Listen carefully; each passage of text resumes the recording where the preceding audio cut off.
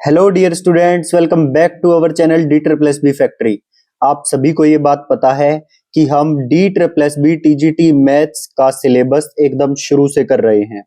तो उसी कड़ी में आज फिर से हम एक नया पेपर शुरू करने वाले हैं जिसका नाम है अलजेब्रा।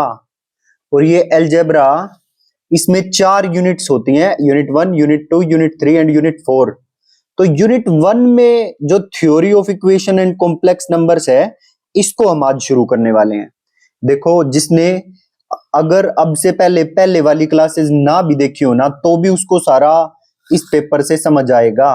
मतलब एक तरह से आप ये कह लो कि बिल्कुल फ्रेश स्टार्ट है यहाँ से, अगर कोई स्टार्ट करना चाहता है तो आप इस क्लास से अब आगे रेगुलर शुरू कर सकते हैं। भले ही आपने जो पीछे 40-45 क्लास हो चुके हैं उनको ना भी देखा हो, तो भी आप स्टार्ट कर सकते हैं। तो चलिए शुरू करते हैं आज की क्लास। तो आज के क्लास में हम करने वाले हैं elementary theorems on the roots of an equation. ये टॉपिक हम कंप्लीट करने की कोशिश करेंगे, ठीक है। तो पहले तो इसकी अच्छे से थ्योरी बनाएंगे, जो कॉन्सेप्ट्स हैं उनको सीखेंगे, फिर इसके क्वेश्चंस करेंगे, ठीक है। तो चलिए, पहला टॉपिक है इसमें elementary theorems on the roots of an equation. So ये जो टॉपिक है, इसमें ये नाम ही क्या बोल रहा है कि इसमें कुछ थ्योरम्स होंगी, और वो थ्योरम्स किसके ऊपर होंगी? On the roots of an equation. और रूट्स से तो आप थोड़े थोड़े फैमिलियर हो, यस हो या नहीं हो? जैसे हम क्वाड्रेटिक इक्वेशन लेते थे कोई, जैसे A X square plus B X plus C बराबर 0, तो इसके 2 रूट्स निकल कर आते थे, या बोलो 2 सॉल्यूशंस निकल कर आते थे। मान लो इसके 2 रूट्स निकल के आ गए पी एंड क्यू। तो ये जब क्वाड्रेटिक इक्वेशन जब हमने की थी, तो आप इन रूट्स से फैमिलियर हो। लेकिन अब हम जो इक्वेशन लेंगे वो जनरल इक्वेशन लेंगे पूरी n डिग्री तक की। जैसे ये तो 2 डिग्री तक की होती थी ना क्वाड्रेटिक इक्वेशन, लेकिन अब जो इक्वेशन हम लेंगे पूरी n डिग्री तक की इक्वेशन पे चर्चा करेंगे, क्योंकि अब आप हो गए हो बड़े बच्चे, छोटे बच्चे तो रहे नहीं हैं, ठीक है। सो और वैसे भी हम ग्रेजुएशन का मैथमेटिक्स पढ़ रहे हैं। Consider a general polynomial equation. एक जनरल पोलिनोमियल इक्वेशन को मैं कंसीडर करूंगा इन वन वेरिएबल x, जो कि पूरी एक ही वेरिएबल में होगी, जो है x, ऑफ डिग्री n। और उस इक्वेशन की डिग्री कितनी होगी? n। तो चलिए बनाते हैं एक वेरिएबल में n डिग्री की इक्वेशन। सो ये कैसे बनेगी? देखो, a नोट x की power n plus a1 x की पावर n माइनस 1, मतलब पावर 1 घट गई। फिर a2 x की पावर n माइनस 2। ऐसे चलते चलते पावर घटाते जाएंगे, लास्ट में x की जब एक एक पावर घटाते जाएंगे तो लास्ट में x की पावर 1 बचेगी। सो a n माइनस 1 x की पावर 1। और लास्ट में सिर्फ x की पावर जब एक और घटेगी तो 0 हो जाएगी, और किसी की भी पावर 0 1, तो खाली a n माइनस 1 के बाद a n आ जाएगा। दिस इज इक्वल टू 0, ठीक है। और ये जो a naught a1 a2 and so on up to a n है ना, ये सब क्या है? कॉन्स्टेंट्स हैं। अब कई बच्चे ऐसे जिद लगाने लगेंगे कि सर, कई बुक्स में तो ऐसे लिखा मिलता है a n x की power n, a n minus 1 x की पावर n माइनस 1। भाई कोई दिक्कत नहीं है, क्योंकि ये कॉन्स्टेंट्स हैं, वो सब नोटेशन है, कोई दिक्कत वाली बात नहीं है। अब आप इतने समझदार हो कि इतनी बात समझ सकते हो कि कॉन्स्टेंट की नोटेशन है वो, ठीक है। सो मैंने इसको a नोट a1 a2 इस तरह से कॉन्स्टेंट्स को लिख लिया। आप इसको ऐसे भी लिख सकते थे a n x की power n, a n minus 1 x की power n minus 1, a n minus 2 x की power n minus 2, a n, और लास्ट में चलते चलते a1 x की power 1 and a naught is equal to 0। ऐसे भी लिख सकते थे। अब क्योंकि ये इक्वेशन है, तो इसको इज इक्वल टू 0 लिखना बहुत जरूरी है। इज इक्वल टू 0 लिखा है तभी ये इक्वेशन कहला रही है, क्लियर? क्योंकि हमें n डिग्री की सिंगल वेरिएबल में इक्वेशन लेनी थी, तो इसलिए इस सारी चीज को मैंने 0 के इक्वल पुट किया। अब let the roots of this equation be, अपनी तरफ से क्योंकि ये जनरल इक्वेशन थी, तो अपनी तरफ से क्योंकि इसकी n डिग्री थी, तो इसलिए इसके n रूट्स मान लिए, alpha 1 alpha 2 alpha 3 and so on up to alpha n be the n roots. देखो, कोई भी टॉपिक शुरू करते हैं ना, तो उसकी थ्योरी बनाने में थोड़ा सा टाइम लगता है, तो पेशेंस बनाए रखना, भले ही किसी को ये टॉपिक आता भी हो, ठीक है। तो पेशेंस बहुत जरूरी है, क्योंकि जब हम नींव बनाते हैं तो उसमें थोड़ा टाइम लगता है, ठीक है। बाद में जब हम एक फ्लो में आ जाते हैं किसी टॉपिक में, फिर तो हम उसको फटाफट कर डालते हैं, तो थोड़ा पेशेंस बनाए रखिए। Elementary theorems on the roots of an equation describe relation between the coefficients of the polynomial and its roots.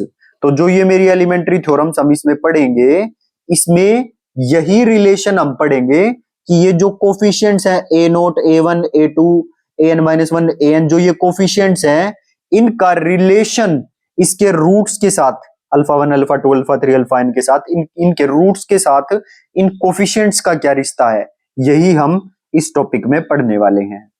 सो सबसे पहली थ्योरम है इसी पर, sum and the product of roots. मतलब सम का मतलब सम समझते हैं सब, एंड प्रोडक्ट ऑफ रूट्स मतलब रूट्स का सम और रूट्स के प्रोडक्ट के बारे में हम इस थ्योरम के अंदर पढ़ने वाले हैं। अच्छा, जो मेरी इक्वेशन थी उसको मैंने दोबारा लिख लिया, ए नोट एक्स की power N, A one X की power N minus one, dash dash dash and so on up to last में constant is equal to 0। Alpha one, alpha two, alpha three and so on up to alpha N are the roots of this equation, मैंने मान लिया। Clear. अच्छा, सबसे पहले किससे शुरुआत करते हैं? सिंपल इनके सम से शुरुआत करते हैं कि इनका सम किसके इक्वल होगा। So alpha one plus alpha two plus alpha three and so on up to alpha N is equal to जो x की पावर n का कोफिशिएंट है, इन सब का जोड़ किसके बराबर होगा? जो x की पावर n का कोफिशिएंट है, दैट इज इक्वल टू, देखो जो x की पावर n का कोफिशिएंट है वो तो आएगा बेस में, और जो इससे अगला कोफिशिएंट है वो आएगा ऊपर। तो वैसे हम जनरली बोलते हैं माइनस बी बाय ए, जब क्वाड्रेटिक इक्वेशन हम करते हैं, है ना, तो वहां पर बोलने में क्या आता है, माइनस, जैसे मैंने ये इक्वेशन लिखी थी, A X square plus B X plus C बराबर 0। तो यहां पर अगर मान लो p और q इसके दो रूट्स हैं, तो सम ऑफ द रूट्स क्या होता है? माइनस बी बाय ए, माइनस बी बाय ए, मतलब x वाला कोफिशिएंट ऊपर और फिर ए एक्स स्क्वायर वाला कोफिशिएंट नीचे। वैसा ही कुछ n में भी होता है कि जो सेकंड नंबर पे जो है टर्म, उसका जो कोफिशिएंट है वो ऊपर माइनस ए वन, और x की पावर n का कोफिशिएंट नीचे माइनस ए वन अपॉन ए नोट। तो सम ऑफ द रूट्स का की वैल्यू क्या होगी? माइनस ए वन अपॉन ए नोट। इतनी बात समझ में आई।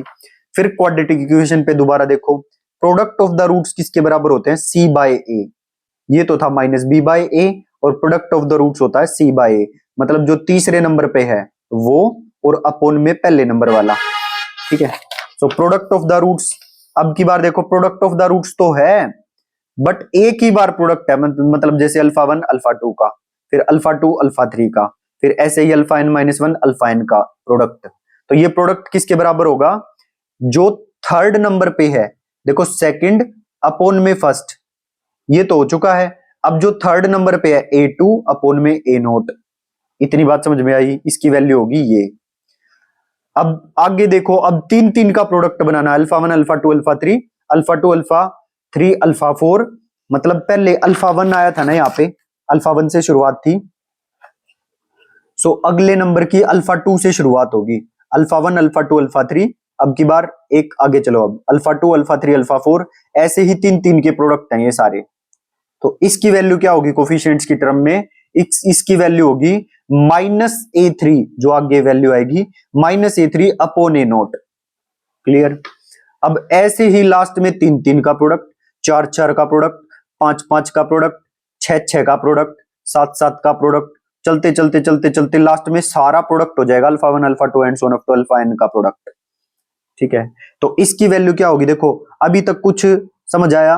देखो जब हम एक सिंगल सिंगल को ऐड कर रहे थे तो सिंपल आया था माइनस ए वन अपॉन ए नोट, मतलब जो एक्स की पावर एन का कोफिशिएंट है वो तो हमेशा ही नीचे आएगा। क्लियर। तो जब सिंगल सिंगल को ऐड कर रहे थे तो क्या आएगा? ए माइनस ए वन अपॉन ए नोट। अब दो दो की एडिशन कर रहे हैं, दो दो की प्रोडक्ट करके, तो आएगा ए टू अपॉन ए नोट। अल्टरनेट साइन चलेंगे, शुरुआत में अकेला अकेला ऐड किया था तो माइनस आया, फिर प्लस, फिर माइनस, फिर प्लस, ऐसे करते करते, ठीक है। जब दो दो का ऐड किया तो यहां पर आया ए टू अपॉन ए नोट, तीन तीन का प्रोडक्ट करके ऐड किया तो आया माइनस ए थ्री अपॉन ए नोट, और जब एन के एन का एक साथ मल्टीप्लीकेशन किया तो क्या आएगा? ए एन आएगा ऊपर, और नीचे ए नोट तो आएगा ही, और ये आ जाएगा माइनस वन की पावर एन। -1 की पावर n का मतलब क्या होता है, जब एक एक का प्रोडक्ट हो रहा था तो इसकी पावर होगी 1 तो नेगेटिव आया, दो दो का प्रोडक्ट हुआ तो इसकी पावर होगी 2 तो ये पॉजिटिव आया, तीन तीन का प्रोडक्ट हुआ तो इसकी पावर होगी 3 तो नेगेटिव आएगा। ऐसे ही जब n का प्रोडक्ट होगा तो -1 की पावर n होगा, an अपॉन a नोट होगा। ये n टर्म्स जब थी मेरी इक्वेशन में तो उसका सम एंड प्रोडक्ट ऑफ रूट्स का रिलेशन था कोफिशिएंट्स के साथ, कोफिशिएंट्स के साथ, और इसी को हम नाम देते हैं वीटेज रिलेशन। क्या नाम देते हैं बोलो? वीटेज रिलेशन। ठीक है, तो ये मोस्ट इंपोर्टेंट थ्योरम थी, अगर इससे क्वेश्चन आएगा तो इसमें से क्वेश्चन जरूर आ जाता है। क्यूबिक इक्वेशन दे सकता है, 4 की इक्वेशन, 4 पावर की डिग्री की इक्वेशन दे सकता है, 5 की दे सकता है, और उसमें ये आपसे पूछ सकता है, तो उसमें आपको देखना पड़ेगा। ठीक है, जो ये वाला कोफिशिएंट होगा वो हमेशा नीचे आएगा, ये a नोट a1 इनसे भी कंफ्यूज नहीं होना है। जो x की पावर n का कोफिशिएंट आएगा वो हमेशा नीचे आएगा। ठीक है, जब सिंगल वाले ले रहे होंगे तो पहले शुरुआत जो सेकंड नंबर पे -a1 अपॉन a नोट, फिर दो दो का product -a2 upon a plus a2 upon a note, क्योंकि अल्टरनेट साइन चलेंगे, फिर -a3 अपॉन a नोट। ठीक है, फिर ऐसे ही चलते चलते -1 की पावर n जो लास्ट में an अपॉन a नोट। ठीक, जब क्वेश्चंस आएंगे तो और क्लैरिटी आएगी आपको। अभी के लिए आपको सिर्फ थ्योरम समझनी है और इसकी स्टेटमेंट याद कर लेनी है, और कुछ नहीं करना है। ठीक है, अच्छा एक होमवर्क मैं आपको देता हूं, जैसे मैंने आपको ये a नोट a1 a2 ये कोफिशिएंट लेके लिख के दिखाई है, अभी इसी थ्योरम को आप कैसे लिखो? an x की पावर n, an -1 x की power n -1, a2 an -3 x की पावर n -3, ऐसे ही करते करते ऐसे इक्वेशन को लिखो और लास्ट में कांस्टेंट a नोट लिखना, और फिर इसी रिलेशन को उस फॉर्म में भी लिख के देख लो। ठीक है, कई बार पेपर में पता नहीं होता कि वो इक्वेशन को a नोट a1 करके दे दे या an -1 an -2 करके दे दे। ठीक है, बाकी कॉन्सेप्ट क्लियर होना चाहिए, कुछ भी आ जाए फिर आप आराम से कर सकते हो। नेक्स्ट थ्योरम देखो, if the roots of an equation are α1 α2 and so on up to αn, किसी इक्वेशन के रूट्स ये सब हैं और अगर वो कहे कि बताओ वो इक्वेशन क्या होगी, then the equation is x -α1 x -α2 गुणा में x -αn, इन सब का प्रोडक्ट बराबर 0 वो इक्वेशन होगी। ठीक है, जैसे क्वाड्रेटिक इक्वेशन को हम सोल्व करते थे और लास्ट में आ जाता था x -2 x -2 x -3 बराबर 0, तो हम कह देते थे कि x बराबर 2 और x बराबर 3, ये दो रूट्स आ गए इस इक्वेशन के। ठीक है, अगर मेरे को दोबारा क्वाड्रेटिक इक्वेशन वो निकालनी है तो दोबारा इस x -2 और x -3 को गुणा कर दो, जब इनके प्रोडक्ट करोगे तो दोबारा से क्वाड्रेटिक इक्वेशन आ जाएगी, बराबर 0 रख देना। ऐसे ही अगर मान लो ये α1 α2 αn रूट्स हैं तो इक्वेशन होगी x -α1 x -α2 x -αn बराबर 0। Is it clear? ठीक है, अगर ऐसे दो और तीन रूट्स गिवन थे तो मैं इस तरह से इक्वेशन अपनी क्वाड्रेटिक इक्वेशन निकाल सकता हूं। अब ये n डिग्री की इक्वेशन है तो इसको भी हम ऐसे ही प्रोडक्ट करके निकाल सकते हैं। Is it clear? देखो धीरे धीरे आगे बढ़ रहे हैं, आपको हो सकता है पहले से और भी क्वाड्रेटिक इक्वेशन पे भी और ज्यादा नॉलेज हो, बट इस टॉपिक पे अपने जो पूर्व ज्ञान है उसको थोड़ी सी देर विराम दीजिए, हम एक एक चीज कवर करेंगे इसमें। इतनी बात समझ में आई? तो चलिए आगे चलते हैं।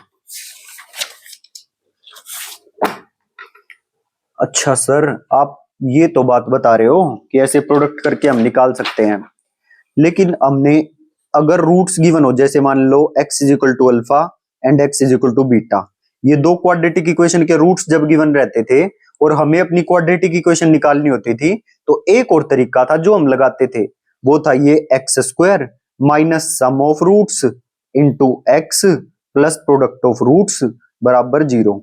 इस तरह से भी हम क्वाड्रेटिक इक्वेशन को निकालते थे। तो क्या n डिग्री में भी ऐसा कोई फॉर्मूला बन सकता है क्या?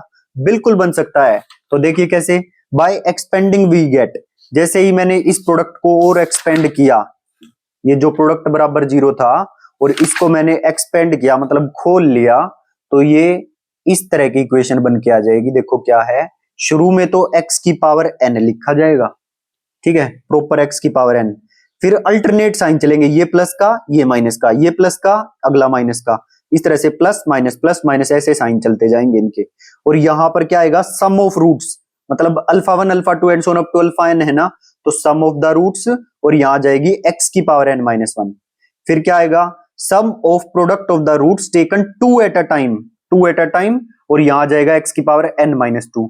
फिर यहाँ साइन प्लस था, माइनस था, प्लस था, आगे साइन माइनस का आएगा। फिर sum of the product of the roots taken 3 at a time, X की पावर n माइनस 3। ऐसे ही चलते चलते लास्ट में -1 की पावर n और प्रोडक्ट ऑफ द रूट्स बचेगा and that is equal to 0। ये हमारी पूरी इक्वेशन आ जाएगी। Clear?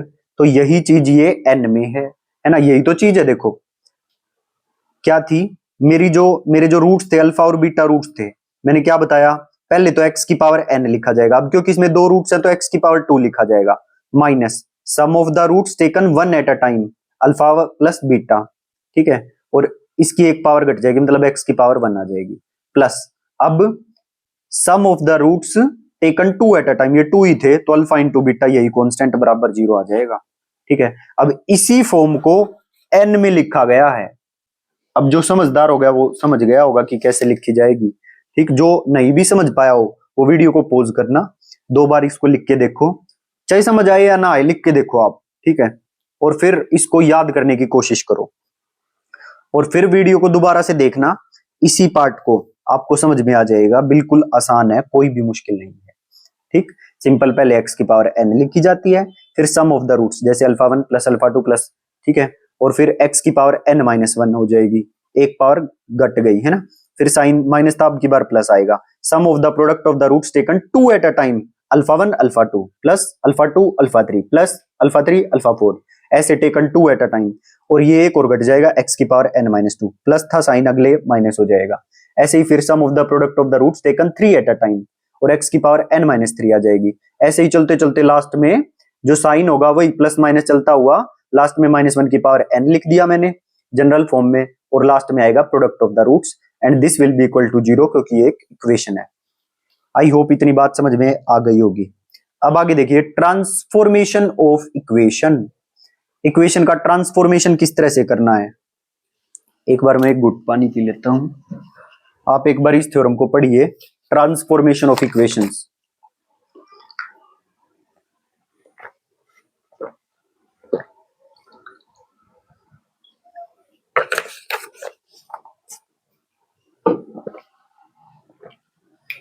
Yes, transformation of equations क्या है, if roots of F x is equal to 0 are alpha E, मतलब मेरी कोई पोलिनोमियल इक्वेशन है और इसके रूट्स हैं अल्फा आई, जैसे alpha 1 alpha 2 alpha 3 and so on, तो ये अल्फा आईज इसके रूट हैं। क्लियर? देन रूट्स के alpha I substitute X is equal to Y by K. अब मेरी इस सिंपल सी इक्वेशन के रूट्स हैं अल्फा आईज टाइप के, अल्फा 1 अल्फा 2 अल्फा 3, बट हमें तो शांति नहीं मिली, हमें तो रूट चाहिए के अल्फा टाइप के। तो फिर क्या सब्सटीट्यूट करूं मैं इस इक्वेशन में कि मुझे रूट के अल्फा टाइप के मिले, तो x की जगह y बाई के रख दो, x की जगह y बाई के को सब्सटीट्यूट कर दो, तो मुझे रूट के अल्फा टाइप के मिलने लगेंगे। क्लियर? दूसरा, अगर मुझे root 1 upon alpha I type के चाहिए, अल्फा इज रूट नहीं चाहिए मेरे को, रूट चाहिए 1 अपॉन अल्फा इज टाइप के, तो जो मेरी ओरिजिनल इक्वेशन थी ना उसको पूरी को रेसिप्रोकल इक्वेशन बना दो उसकी। ठीक है, तो अगर मैं उसकी रेसिप्रोकल इक्वेशन बना दूंगा, मतलब x को 1 upon Y type 1 upon Y करके पुट कर दो, जैसे एग्जांपल आएंगे, क्वेश्चन आएंगे, उसमें आपको दिखाएंगे। इतनी बात आप समझ गए होगे कि अगर मेरे को रूट 1 अपॉन अल्फा ही चाहिए तो जो ये इक्वेशन थी इसकी रेसिप्रोकल इक्वेशन लिखनी है। ठीक है, मतलब जैसे x is equal to Y by K substitute किया था, अब की बार क्या सब्सटीट्यूट करना है, x को 1 अपॉन वाई सब्सटीट्यूट करना है, मतलब उसकी रेसिप्रोकल इक्वेशन लिखनी है एक तरह से। ठीक है, अगर मेरे को रूट्स अल्फा आईज ना लेके, और अगर roots alpha I plus H type के रूट्स चाहिए, तो क्या सब्सटीट्यूट करना होगा ओरिजिनल इक्वेशन में, x की जगह y माइनस एच पुट कर दो, रूट्स जो होंगे वो alpha I plus H type के मिलेंगे। तो ये एक नोट था, इसको याद कर लेना। देखो अगर k गुणा करना है ना तो कुछ y x की जगह y बाय k, मतलब डिवाइड में कुछ लेना पड़ेगा, सब्सटीट्यूट करना पड़ेगा। अगर 1 अपॉन आई चाहिए तो रेसिप्रोकल इक्वेशन चाहिएगी, मतलब x is equal to 1 upon Y substitute करना पड़ेगा। अगर alpha I plus H type का रूट चाहिए तो x को y माइनस एच टाइप का रूट सब्सटीट्यूट करना पड़ेगा, x को y माइनस एच सब्सटीट्यूट करना पड़ेगा, तो रूट्स मुझे alpha I plus H type के मिलने लग जाएंगे। ठीक है, बाकी इसके जब क्वेश्चंस करेंगे आपको क्लियर हो जाएगा, अभी के लिए आप थ्योरम याद कर लीजिए। ठीक, नेक्स्ट थ्योरम है इसी कड़ी में, nature of roots. Nature of roots देखो, इफ कोफिशिएंट्स आर रियल, मतलब जो कोफिशिएंट्स हैं जितने भी पॉलिनोमियल इक्वेशन के, अगर वे रियल हैं कोफिशिएंट्स, कॉम्प्लेक्स रूट्स अकर इन कंजुगेट पेयर। तो देखो हम वैसे तो बोल देते हैं सिंपली कि कॉम्प्लेक्स रूट्स हमेशा कंजुगेट पेयर में होते हैं, ऐसा हमेशा ट्रू नहीं है।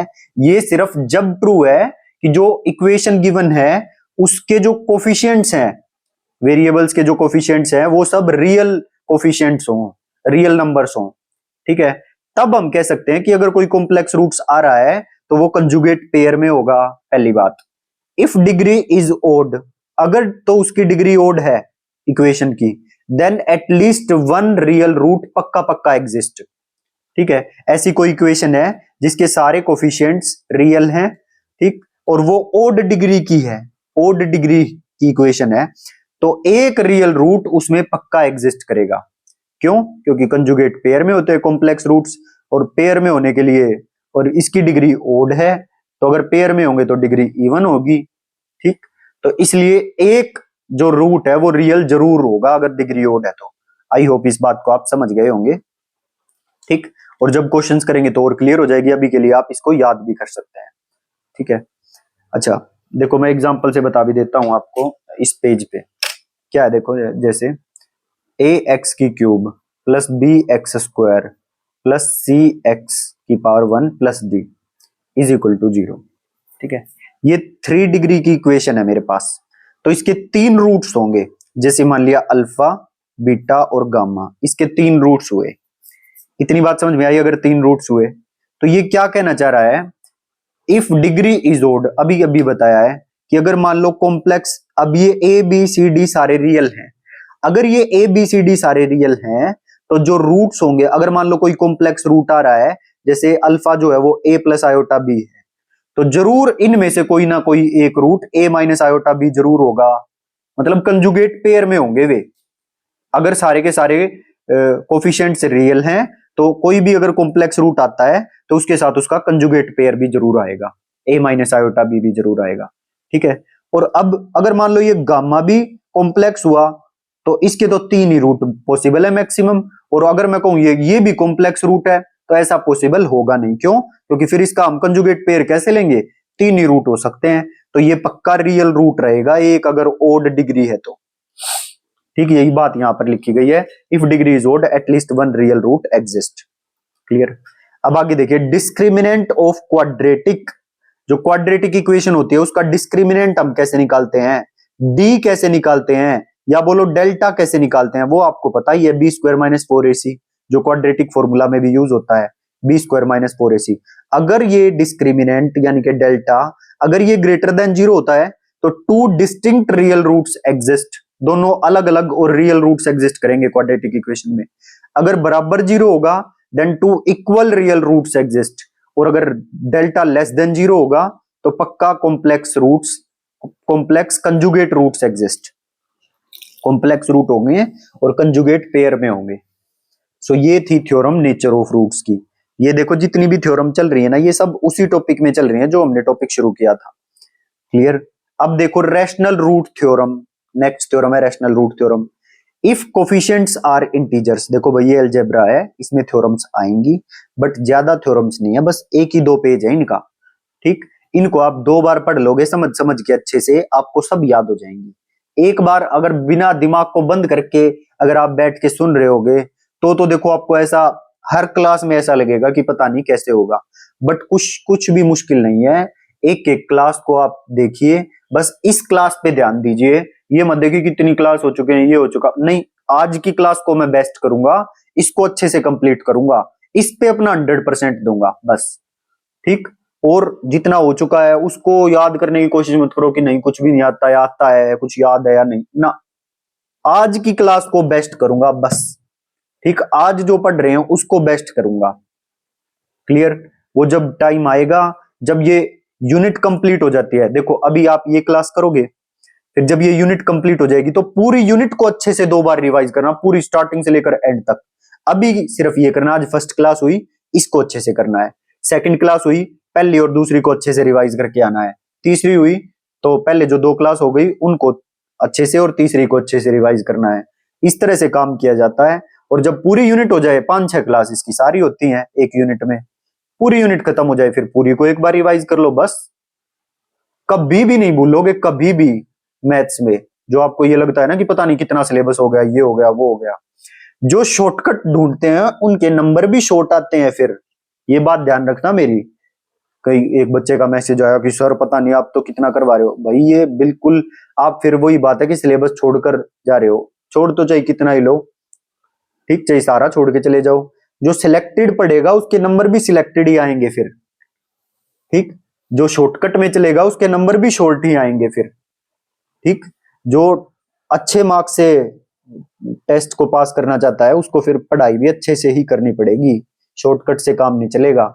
ऐसे 50-60 वीडियो कर लेने से या ऐसे 100 वीडियो भी कर लेने से काम नहीं चलता, ठीक है। अगर पूरा सिलेबस करना है तो देखो जितना सिलेबस है उसके लिए आपको पढ़ना पड़ेगा। और पूरा सिलेबस जो DSSB ने दिया उसकी एक एक चीज इंपॉर्टेंट है, कहीं से भी पूछ सकता है वो, ठीक। पार्शियल डिफरेंशियल इक्वेशन को आज तक किसी भी पेपर में नहीं पूछा था, किसी भी पेपर में एक भी क्वेश्चन नहीं था, ना पीजीटी में ना टीजीटी में। और 2025 में जो हमारा पेपर था उसमें ऐसा हुआ, भर भर के पार्शियल डिफरेंशियल इक्वेशन पूछी है, ठीक। 10-10 क्वेश्चन तक भी आए हैं किसी किसी शिफ्ट में पार्शियल डिफरेंशियल इक्वेशन के। तो छोड़ लो, आप किसे छोड़ोगे, ठीक। अब मेरे को ये लग रहा था कि इंटीग्रल कैलकुलस का तो 1 ही 2 क्वेश्चन पूछता है पेपर में, बट 1-2 क्वेश्चन की भी अहमियत है। वो भी आपको कट ऑफ से दूर फेंक सकता है अगर 2 नंबर 1 नंबर भी कम रहा तो। समझ रहे हो बात को? तो किसी भी चीज को हल्के में मत लो, अभी टाइम है आपके पास, तो सिलेबस को फॉर ग्रांटेड मत लो, सारा सिलेबस करना है। ये शॉर्टकट वाली बात अगर किसी को करनी भी हो ना तो वो जब कर सकता है कि जब पेपर सिर पे और बिल्कुल 1 ही महीना रह गया हो। अभी आपके पास टाइम है, अच्छे से सिलेबस को कंप्लीट करिए, शॉर्टकट मत ढूंढिए, ठीक है। जो प्रेशर पड़ रहा है उसको प्रेशर को झेलिए, काम कीजिए, तभी पेपर क्रैक होगा। क्या है rational root theorem? If coefficients are integers, अब की बार मैंने क्या कहा, अब की बार मैंने रियल कोफिशिएंट नहीं कहा, क्योंकि रियल में तो रैशनल भी आ जाते हैं, इररेशनल भी आ जाते हैं। अब की बार मैंने क्या कहा है, अगर जो पोलिनोमियल इक्वेशन है उसके कोफिशिएंट्स अगर इंटीजर्स हैं, इंटीजर्स मतलब +-1 +-2 +-3 0 and so on, then any rational root p/q in its lowest form, lowest form मतलब पूरा काट के, जैसे 2/4 है तो उसको काट के लिखो 1/2, ठीक है। तो इन its lowest form must have p divides the constant term an, ठीक है। तो p जो कांस्टेंट टर्म थी मेरी, जो कांस्टेंट टर्म थी मेरी पोलिनोमियल की, जिसको मैंने an लिखा था, p इस कांस्टेंट टर्म को डिवाइड करेगा, मतलब न्यूमरेटर इस कांस्टेंट टर्म को डिवाइड करेगा। ये थ्योरम बोलती है ये, p divides the constant term an and q divides the leading coefficient a0, मतलब जो न्यूमरेटर है वो कांस्टेंट टर्म को डिवाइड करेगा और जो नीचे वाला डिनोमिनेटर है वो लीडिंग कोफिशिएंट, मतलब जिसकी हाईएस्ट पावर वाला कोफिशिएंट है डिनोमिनेटर, उसको डिवाइड करेगा, मतलब डिनोमिनेटर इस a0 को डिवाइड करेगा, ठीक है। ये थ्योरम थी, बस इसको बोलते हैं रैशनल रूट थ्योरम। अगर मेरी पोलिनोमियल इक्वेशन है जिसके सारे कोफिशिएंट्स इंटीग्रल हैं, इंटीजर्स हैं, ठीक है, तो अगर उस इक्वेशन का कोई रैशनल रूट आता है तो वो जो रैशनल रूट है उसका जो न्यूमरेटर है वो तो उस कांस्टेंट टर्म को डिवाइड करेगा, और जो डिनोमिनेटर है वो जो लीडिंग कोफिशिएंट, लीडिंग पावर का कोफिशिएंट है, जो सबसे बड़ी पावर है उसका कोफिशिएंट है, उसको डिवाइड करेगा डिनोमिनेटर। ये थ्योरम है, याद कर लेना, आगे क्वेश्चंस में देखना काम आएगी। क्वेश्चंस हम करेंगे, एक बार सारी थ्योरम्स को अच्छे से याद कर लेते हैं, फिर इसके क्वेश्चन करेंगे। एक एक करके क्वेश्चन करने में फिर वो खिचड़ी सी बन जाती है, तो इसलिए मैंने पहले सारी थ्योरम्स को अच्छे से लिख दिया, इनको अब समझा रहा हूं, इनको आप याद कर लेना, ठीक है। फिर लास्ट में हम आगे कर लेंगे। अब आगे देखो integral roots theorem. Integral roots theorem क्या? इफ कोफिशिएंट्स आर इंटीजर्स, अगर मेरे कोफिशिएंट्स इंटीजर्स हैं, अब तक क्या बोला था, अगर मेरे कोफिशिएंट इंटीजर हैं, और यही बात इसमें है, इफ कोफिशिएंट्स आर इंटीजर्स, ये तो थी रैशनल रूट थ्योरम, अब है इंटीग्रल रूट्स थ्योरम। अगर मेरे कोफिशिएंट्स मेरी पोलिनोमियल इक्वेशन के इंटीजर्स हैं, every integral root of the equation must be a divisor of constant term an, मतलब जो लास्ट की कांस्टेंट टर्म an ली है मैंने, मतलब जो लास्ट की जो ये कांस्टेंट टर्म an है, जो भी इंटीग्रल रूट आएगा वो इस कांस्टेंट टर्म को डिवाइड करेगा। इसको बोलते हैं integral root theorem. If coefficients are integers, अगर मेरी पोलिनोमियल इक्वेशंस के कोफिशिएंट इंटीजर्स हैं, then every integral roots of the equation must be divisor of the constant term an। इतनी बात समझ में आ गई। रैशनल रूट हो तो भी बात कर लिया, रैशनल रूट होगी तो न्यूमरेटर जो है वो कांस्टेंट टर्म को डिवाइड करेगा, डिनोमिनेटर जो है वो लीडिंग कोफिशिएंट को डिवाइड करेगा, मतलब जो हाईएस्ट पावर का कोफिशिएंट है उसको डिवाइड करेगा डिनोमिनेटर। ये तो थी रैशनल रूट थ्योरम की बात। अब इंटीग्रल रूट थ्योरम दोबारा रिवाइज करवा देता हूं। अगर जो सारे कोफिशिएंट मेरी पोलिनोमियल इक्वेशन के इंटीजर्स हैं और फिर उस इक्वेशन का कोई इंटीग्रल रूट आता है, यहां बात थी रैशनल रूट की, यहां बात है अगर फिर कोई इंटीग्रल रूट आता है तो वो इंटीग्रल रूट, जितने भी इंटीग्रल रूट उसके आएंगे वे सभी के सभी कांस्टेंट टर्म को जरूर डिवाइड करेंगे, याद रखना, ठीक है। ये रूल हैं, ये थ्योरम्स हैं और बहुत काम की थ्योरम है, फ्री के नंबर दिला के जाती है। इसका देखो प्रूफ भी कर दिया, छोटा सा प्रूफ था इसलिए कर दिया, आप चाहो तो कर भी सकते हो और नई थ्योरम तो रटनी है ही। देखो जैसे a नोट एक्स की पावर n, a1 एक्स की पावर n माइनस 1, ऐसे मैंने ये पूरी अपनी इक्वेशन लिख ली। तो यहाँ पे अपनी कांस्टेंट टर्म को इधर रखा लेफ्ट साइड में, बाकी सबको राइट साइड में ले गया, ठीक है। अब इसमें से x कॉमन ले लिया मैंने पूरी इक्वेशन में से, जैसे ही मैं इसमें से x कॉमन लूंगा तो इसकी एक पावर घट जाएगी x की पावर n माइनस 1, इसकी एक घट जाएगी x की पावर n माइनस 2, करते करते लास्ट में n माइनस 1, लास्ट में कांस्टेंट बचेगा x कॉमन लेने के बाद, ठीक है। इतनी बात समझ में आई। और इसका क्या मतलब होता है, जब हम ऐसे लिखते हैं ना, जैसे a इज इक्वल टू के बी, जब इस तरह से अगर हम लिखते हैं तो इसका मतलब होता है ये जो k है ये a को डिवाइड करता है, a divides k, a divides k, ठीक है। या लिखो a इस तरह से, मतलब ये जो a है a डिवाइड्स k नहीं, k डिवाइड से a इज इक्वल टू, जब हम k भी लिखते हैं तो इसका मतलब है ये k इस a को डिवाइड करेगा, मतलब दिस k डिवाइड्स a, समझ गए। मतलब इसको ऐसे भी नोटेशन होती है k डिवाइड्स a, मतलब k a को डिवाइड करेगा, या अपनी बिल्कुल सिंपल भाषा में ये जो k है ये इसको डिवाइड कर देगा। अब ये देखो आप, यही कुछ ऐसा नहीं है जैसे a, ये अगर मैं थोड़ी देर के लिए k वैसा ही मानूं तो ये हो गया b, तो इससे क्या होगा कि ये जो x है ये इस an को डिवाइड कर देगा, x डिवाइड्स n, ठीक है। तो इससे क्या निकल के आया कि जो x है वो कांस्टेंट टर्म को डिवाइड, ये n कांस्टेंट टर्म ही तो थी, तो इसका मतलब है कि ये जो x है ये कांस्टेंट टर्म को डिवाइड करेगा, x इंटीग्रल रूट है तो कांस्टेंट टर्म को पक्का डिवाइड करेगा। आ गई बात समझ में। ये इसका प्रूफ था, कोई जरूरत नहीं है प्रूफ करने की, आप थ्योरम को याद रखो कि जो भी अगर मेरी पोलिनोमियल इक्वेशन है उसके इंटीग्रल कोफिशिएंट्स हैं और उसका इंटीग्रल रूट अगर कोई आता है तो वो पक्का कांस्टेंट टर्म को डिवाइड करेगा। एग्जांपल देखो, साथ साथ एग्जांपल भी आ गए। fx is equal to X cube X square minus 3x plus 9 is equal to 0, integer क्योंकि coefficient 1, integer coefficient 1, integer minus 1 coefficient, ये भी इंटीजर, तो इसके सारे कोफिशिएंट इंटीजर हैं तो इसके जो भी रूट आएंगे वो इस 9 को जरूर डिवाइड करेंगे। क्लियर। अगर इंटीग्रल रूट होगा तो 9 को पक्का डिवाइड करेगा। देन एलिमिनेट बाय ऑप्शंस, तो सिंपल इसके जो रूट्स होंगे ऑप्शंस में ये गिवन होगा कि बताओ इसके रूट्स क्या क्या होंगे।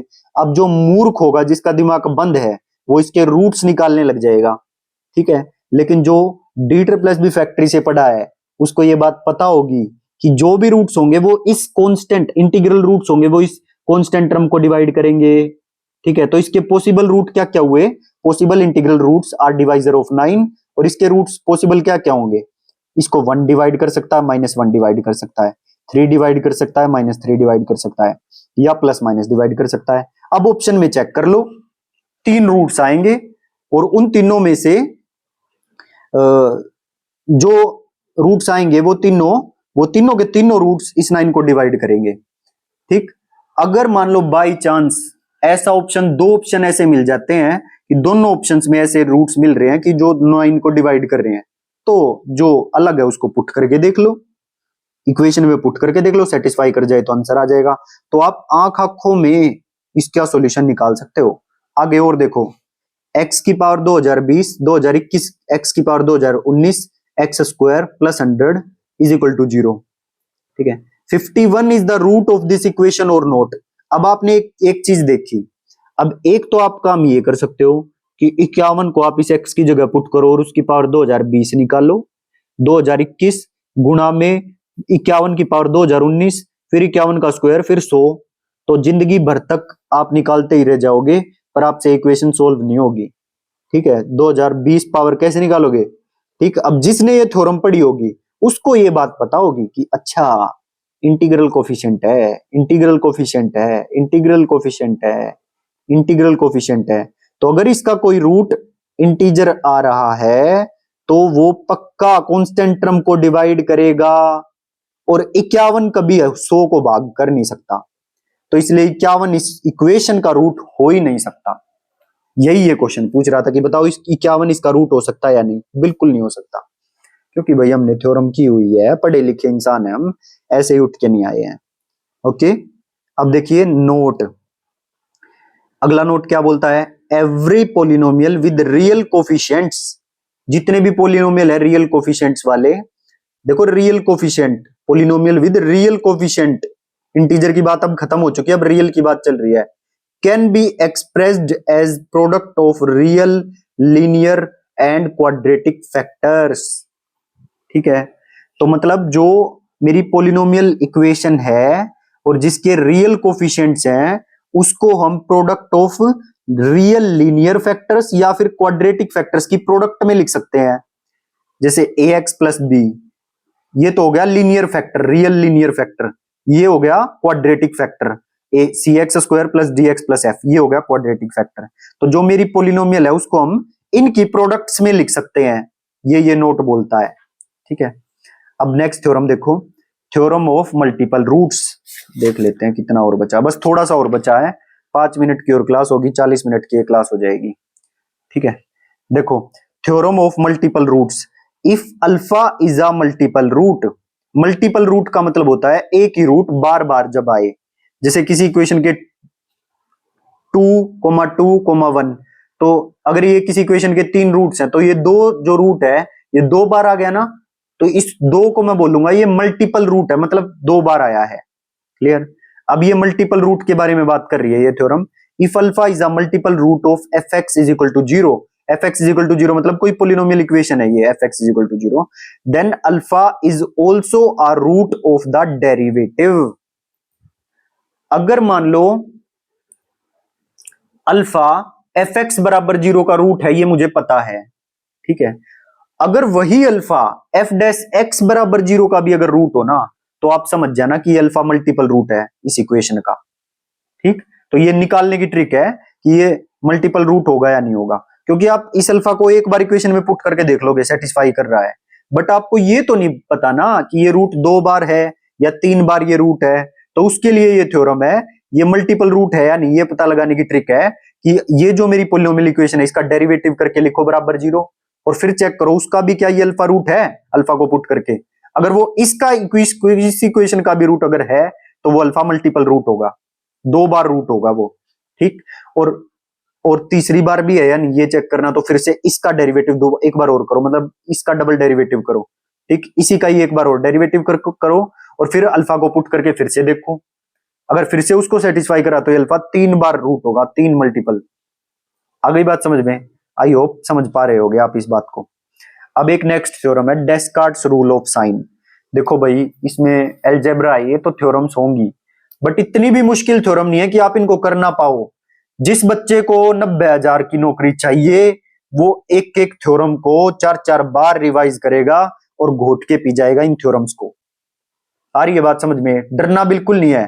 चलो, theorem Descartes rule of sign क्या कहती है? The number of positive real roots of F x बराबर 0 is either equal to the number of sign change in sequence of the coefficients। मतलब जो मैंने मेरी पोलिनोमियल इक्वेशन है उसमें जितने साइन चेंज होंगे, जितनी बार साइन चेंज होंगे उतने ही पॉजिटिव रियल रूट होंगे। एग्जांपल से आप समझ जाओगे सारी बात। ठीक है, एंड कोफिशिएंट्स और less than it by even number. दोबारा से पढ़ता हूं, similarly for negative root apply the rule to F minus X. और नेगेटिव रूट्स कितने होंगे ये पता करने हैं तो यही Descartes rule of sign F minus X पर लगा दो। देखो दोबारा से देखो, the number of positive real roots of F x बराबर 0 is either equal to the number of sign changes, मतलब जितने साइन चेंज हुए, number of sign changes in this equation in the sequence of coefficients. जो मेरा sequence of coefficients है, जैसे मैंने sequence of coefficients क्या लिया था, ए नोट ए वन फिर A two A three A four, जो ये सीक्वेंस ऑफ कोफिशिएंट्स में जितने साइन चेंज हुए, ठीक है, जितने साइन चेंज हुए उनको काउंट कर लो। या तो पॉजिटिव रियल रूट उतने ही होंगे जितने साइन चेंज हुए हैं, और less than it by even number, या फिर उनसे इवन नंबर कम होंगे। मतलब जैसे देखो 6 बार साइन चेंज हुआ, ठीक है, तो इसके या तो 6 ही पॉजिटिव रियल रूट होंगे, या इवन नंबर कम, 6 से इवन कम, मतलब 6 से हो सकता है 2 कम हो 4 हो, या 6 से हो सकता है 4 कम हो सकता है 2, तो और less than it by even number. और सिमिलरली यही रूल लगेगा अगर नेगेटिव रूट निकालने हैं f माइनस एक्स पर। ठीक, एग्जाम्पल से आप समझ जाओगे, बहुत आसान है डेस्कार्ट रूल ऑफ साइन, एक दो एग्जाम्पल से ही आपको क्लियर हो जाएगा। ठीक, बस 3 थ्योरम हो रहे हैं, एक बार ये थ्योरम हो जाए फिर इन सब पे क्वेश्चन करने वाले हैं हम नेक्स्ट क्लास में। Intermediate value theorem, bounds of the roots theorem and inequality theorem on roots, ये 3 थ्योरम बची हैं। देखो क्या है, intermediate value theorem, if f x is continuous, अगर मेरा जो फंक्शन है वो कॉन्टिन्यूअस फंक्शन है, कॉन्टिन्यूअस मतलब उस फंक्शन में कहीं भी ब्रेक नहीं है, उसका अगर हम ग्राफ बनाते हैं तो टूटता नहीं है, तो अब मेरे पास जो फंक्शन है वो कॉन्टिन्यूअस फंक्शन है। F a and f b are of opposite signs, और जो मेरे एफ ए और एफ बी हैं, मतलब इस फंक्शन में जो मेरी जो मेरी इक्वेशन है, जो मेरा फंक्शन है, उसमें अगर मैं ए पुट करता हूं तो वो है एफ ए की वैल्यू, और मैं इसके अंदर अगर बी पुट करता हूं तो वो है एफ बी की वैल्यू, और ये मेरे एफ ए और एफ बी जो है ये ऑपोजिट साइन की वैल्यूज हैं, दोनों are opposite sign, then there exist at least one root between a and b. तो इसका मतलब ए एंड बी इसके रूट्स हो गए, है ना, एफ ए और एफ बी, ए और बी इस फंक्शन के रूट्स हो गए, और ये दोनों ऑपोजिट साइन के रूट्स हैं। तो इसका मतलब है कि there exist at least one root between a and b, तो ए और बी के बीच में जरूर कोई ना कोई रूट जरूर एग्जिस्ट करेगा अगर ये ऑपोजिट साइन के हैं, तो इसलिए इनका नाम पड़ता है intermediate value theorem. If f x is continuous and f a and f b are of opposite signs, then there exist at least one root between a and b, तो ए और बी के बीच में जरूर कोई ना कोई रूट एग्जिस्ट करेगा ही करेगा।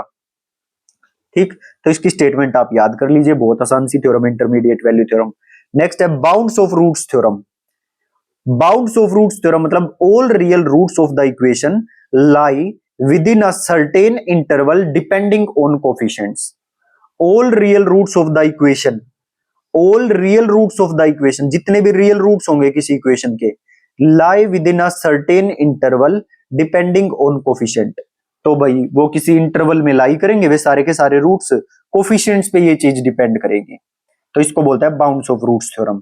All real roots of the equation, जितने भी इक्वेशन के रियल रूट्स होंगे, lie within a certain interval, वो किसी सर्टेन इंटरवल में लाई करेंगे जो कि कोफिशिएंट्स पर डिपेंड करेगा, this is known as bounds of the roots theorem. और लास्ट थ्योरम है इसकी inequality theorem on roots. Inequality theorem on roots, all coefficients positive, मतलब कोई पॉलिनोमियल इक्वेशन है और उसके सारे के सारे कोफिशिएंट्स पॉजिटिव में है, तो उस इक्वेशन में कोई भी पॉजिटिव रूट रियल रूट नहीं होगा। अगर मेरी पॉलिनोमियल इक्वेशन जो है उसमें सारे के सारे कोफिशिएंट पॉजिटिव हैं, सारे कोफिशिएंट पॉजिटिव, तो उसमें कोई साइन चेंज ही नहीं हुआ। और डेस्कार्ट्स थ्योरम क्या कहती है कि जितने जो साइन चेंज होंगे पॉलिनोमियल इक्वेशन में उतने ही पॉजिटिव रियल रूट होंगे। अगर सारे ही पॉजिटिव है तो साइन चेंज का हुआ, तो इसलिए no positive real root. All coefficients of f minus x are positive, और मैंने f माइनस एक्स निकाला और उसमें भी कोई, जितने कोफिशिएंट है सारे पॉजिटिव हैं, तो उसमें कोई भी नेगेटिव रियल रूट नहीं होगा। नेगेटिव रियल रूट निकालने का यही तो तरीका था डेस्कार्ट्स रूल ऑफ साइन में, कि पहले एफ एक्स को f माइनस एक्स निकालो और उसमें जितने साइन चेंज होंगे उतने नेगेटिव रियल रूट होंगे। तो अगर सारे ही पॉजिटिव है तो साइन चेंज कहां हुआ, तो इसलिए नो नेगेटिव रियल रूट होगा इसमें। अच्छा, मिक्स्ड साइन इन कोफिशिएंट्स, अगर मिक्स्ड साइन होंगे कोफिशिएंट्स के, at least one root of that sign exist. तो अगर मिक्स्ड साइन होंगे, मतलब पॉजिटिव नेगेटिव, अगर मिक्स्ड साइन होंगे तो उस साइन का, जैसे पॉजिटिव है तो उस साइन का कम से कम एक रूट जरूर एग्जिस्ट करेगा, at least one root of that sign exist. ठीक है, पॉजिटिव है नेगेटिव है, मिक्स्ड साइन है, तो उसमें एटलीस्ट वन रूट पॉजिटिव का भी होगा, एटलीस्ट वन रूट नेगेटिव का भी हो सकता है, at least one root of that sign exist. अब ये डेस्कार्ट्स रूल ऑफ साइन ही है एक तरह से, जिसको डेस्कार्ट रूल ऑफ साइन आ गई उसको ये भी आ गया समझ में। ठीक, अब इन्हीं थ्योरम्स पे बेस अब मैं मिक्स्ड क्वेश्चन नेक्स्ट क्लास में करवाऊंगा। देखो 45 मिनट की बहुत लंबी क्लास ले ली है। ठीक, एक सांस बोल रहे हैं और इस तरह से लिखा। देखो मैंने ये थ्योरम्स जो है वैसे भी की थी। आप ये सोच रहे होगे कि सर 7-7 क्वेश्चन होता तो मजा आ जाता, बट मजा देखना वैसे फिर खिचड़ी सी बन जाती है, याद नहीं रहता। और अब आप ऐसे करके देखो एक बार। ठीक, पहले जो मैंने कहा इन थ्योरम्स को 2-3 बार अच्छे से याद कीजिए। हो सकता है आप लिख लिख के भी देख सकते हो, कोई बड़ी बात नहीं है। ठीक है, अच्छे से याद करके आना इनको, एक एक जो कॉन्सेप्ट थ्योरी बताई है उसको अच्छे से क्लियर करके, नोट करके, याद करके अच्छे से आना। ठीक, फिर देखना आपको इस क्वेश्चन प्रैक्टिस में कितना मजा आएगा। ये क्वेश्चंस है, ये रहे क्वेश्चंस। ठीक है, ये सब क्वेश्चंस डिजाइन किए गए हैं इन्हीं थ्योरम्स पर। बहुत क्वेश्चन है तो इनमें भी टाइम लगेगा। क्लियर, फिर आगे नेक्स्ट टॉपिक आएगा पॉलिनोमियल, फिर इसको भी हम ऐसे ही खत्म कर देंगे। ठीक है, थोड़ा सा टाइम अलजेब्रा में लगता ही है भाई। ठीक, और ये फर्स्ट क्लास थी तो इसलिए मैंने इसको थोड़ा सा अच्छे से करवाने की कोशिश की है। होप आप सबको समझ आएगा। जिसने भी वीडियो को लाइक ना किया हो तो वीडियो को लाइक जरूर किया करो, लाइक नहीं करते आप, और कमेंट करके जरूर जाया करो हर एक बच्चा जो भी वीडियो को देखे। ठीक है, और मिलते हैं नेक्स्ट क्लास में। Till then bye bye, thank you.